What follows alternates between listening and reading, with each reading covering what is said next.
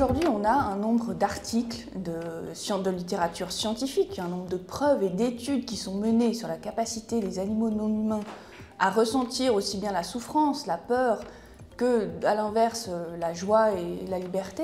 On sait qu'ils ont une vie sociale, on sait qu'ils ont des formes de communication, de vie interne. Et pourtant, donc, on continue à vivre dans un système qui organise de façon générale, collective et systématique cette exploitation des animaux non humains comme si c'était des choses qui étaient incapables de ressentir la souffrance. Et donc, lutter pour le droit des animaux, lutter pour l'antispécisme, c'est simplement donner une voix à ce savoir scientifique et pouvoir lui permettre de réorganiser la société de façon plus juste pour tous les vivants qui sont capables de sentience.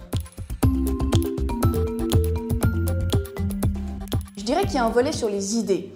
Vraiment pouvoir faire émerger l'idée d'une convergence des luttes pour dire, regardez, il y a des formes de domination qui s'exercent et puis elles procèdent finalement d'une même logique où on a une partie qui décide qu'elle est un sujet et que le reste n'est qu'un objet à sa disposition.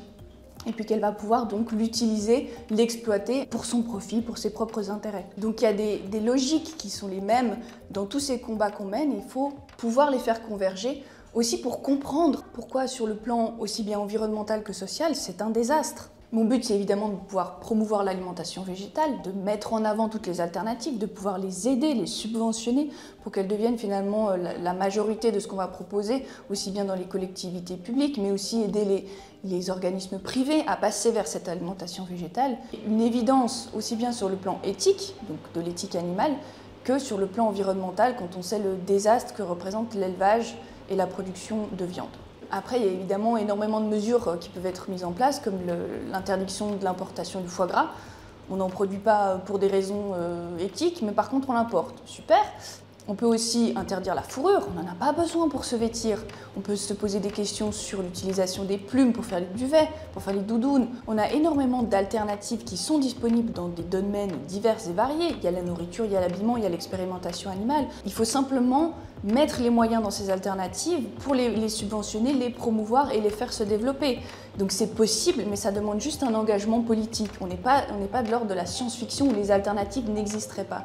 Elles sont là, elles existent et c'est un choix politique maintenant qu'il faut avoir pour les faire apparaître.